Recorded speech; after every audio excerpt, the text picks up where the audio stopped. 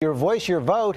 And with less than 1 week to go before that first big debate, the GOP candidates jockeying and jabbing to make the cut.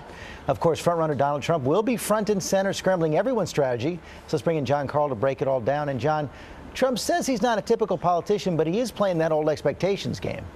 He sure is, George. Trump wants you to know he has never been in a debate before, and he is up against politicians who he says debate all the time. But even so, Trump does not seem to be too concerned about preparing for the big event.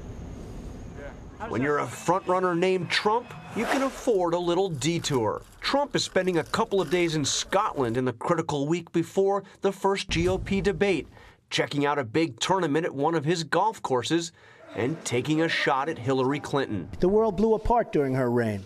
Now she wants to be president. Shouldn't he be preparing for next week's big debate? As far as preparing for the debates, I am who I am. I don't know. I've never debated before. I'm not a debater. I get things done. Trump is uncharacteristically downplaying expectations for how he'll do against his more experienced opponents. I have no idea how I'll do. Maybe I'll do terribly, maybe I'll do great. The others don't seem to know what to make of him. An aide to one of Trump's rivals tweeting, "Imagine a NASCAR driver mentally preparing for a race, knowing one of the drivers will be drunk." That's what prepping for this debate is like. Trump's rise has left other Republicans starved for attention and fighting amongst themselves.